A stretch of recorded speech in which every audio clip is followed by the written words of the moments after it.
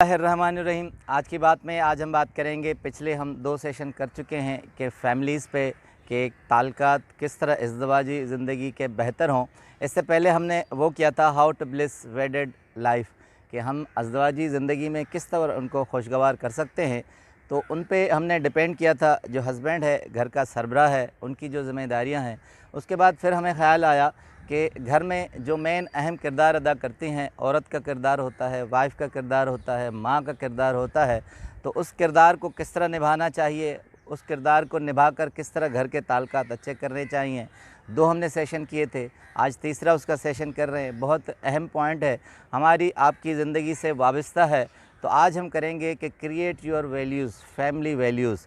Family values क्या होते हैं? अगर हम अपने घर में अपने वैल्यूज़ को, कदरों को नहीं बढ़ाएंगे, फैमिली वैल्यूज़ को नहीं बढ़ाएंगे, तो वो माशरा, वो घर आगे बढ़ नहीं पाएगा और वो कदरें जन्म नहीं लेंगी, आगे नहीं चल सकेंगी, जिससे हम माशरे को बेहतर तौर पर जान सकते हैं। तो इसके लिए एक एग्ज़ाम्पल दूंगा। इंडियन शख्सियत हैं कुमार मंगलम बिरला। कुमार मंगलम बिरला का छोटा सा तारफ़, 1967 में उनकी पैदाइश है, 54 ईयर्स उनकी अभी तक उम्र है।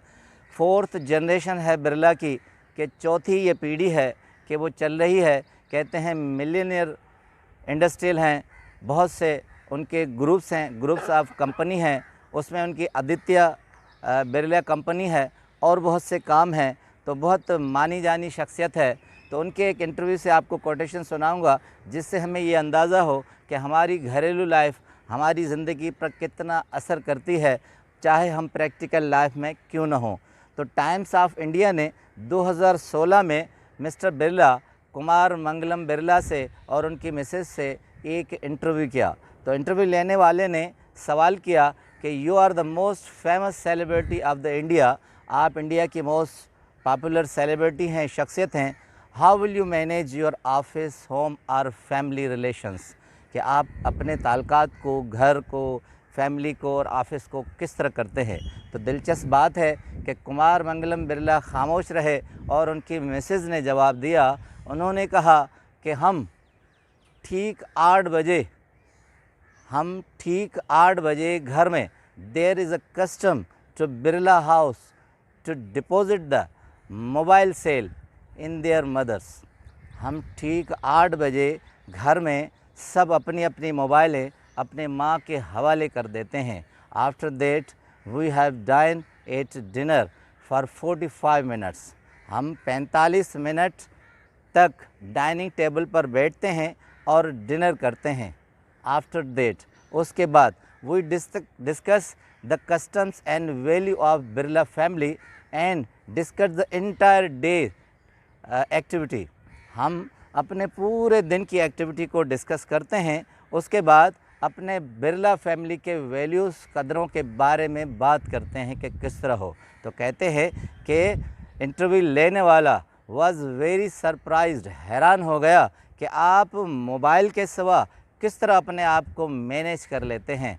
तो उन्होंने कहा, मिसेस बिरला ने, उन्होंने कहा ठीक फिर 9:30 बजे, 8 बजे के बाद 9:30 बजे यानी 1.5 घंटे के बाद, only for the 10 minutes we take mobiles for emergency.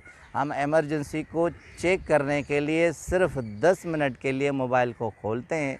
After that we are going to same position, उस सेम पोजीशन में चले जाते हैं। और फिर पूछने वाले ने फिर हैरानगी से पूछा कि 9:30 के बाद 10 मिनट जब गुज़र जाएं तो फिर आप क्या करते हैं। कहा कि फिर जो वक्त बचता है 10:30 से लेकर 11 बजे तक, we read books and watching something at the TV channels.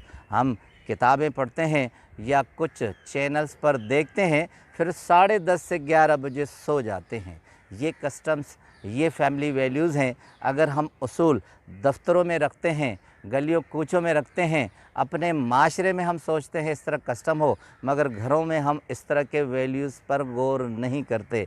यही वजह है कि चौथी पीढ़ी से लेकर, बिरला कंपनी से लेकर बिरला हाउस और बिरला फैमिली पूरे इंडिया में अपने वैल्यूज़ के तौर पर जानी जाती है। उनके उठना, बैठना, पहनना और बात करना कहते हैं इंडिया में बहुत अहमियत का हामिल समझा जाता है।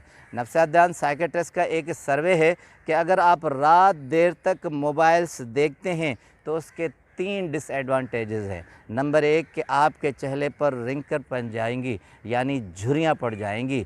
नंबर दूसरा, आपकी नज़र वीक हो जाएगी। और तीसरा, आपके जहन पर रेजेस पड़ती हैं और वो फ्रीक्वेंसीज़ और रेजेस आपके जहन को बहुत कमज़ोर करती जाती हैं जो हमें पता नहीं चलता। अगर हम ये उसूल रखें कि एक वक्त मुकर्रर करके हम उसके बाद मोबाइल सेल को यूज़ मत करें और हेल्दी एक्टिविटी की तरफ जाएं, तो हम कस्टम और फैमिलीज़ के रिचुअल्स को पाबंदा कर सकते हैं। उसके बाद एक छोटी सी और मिसाल है, स्टीव जॉब्स पे पहले हम कई सेशन कर चुके हैं कि आईफोन के मौजूद हैं, आईपैड के हैं, नोट के हैं, तो बहुत सारी उनकी ईजादात हैं। तो उनका एक दोस्त है बचपन का, बेल्टन। कहते हैं बेल्टन ने, वो न्यूयॉर्क टाइम का एडिटर भी है, सहाफ़ी भी है, उन्होंने स्टीव जॉब्स पर किताब लिखी है। उस किताब का नाम है haunted empire, Apple after the Steve jobs.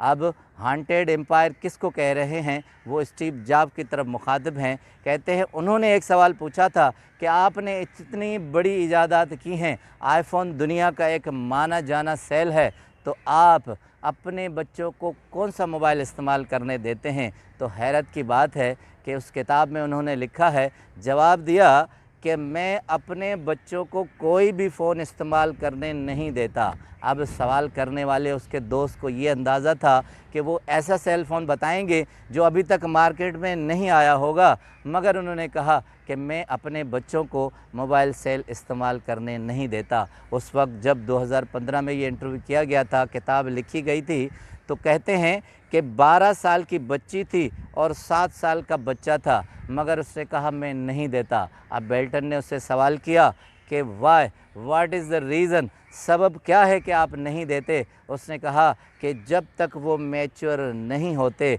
मैं उन्हें मोबाइल सेल को हाथ लगाने भी नहीं देता।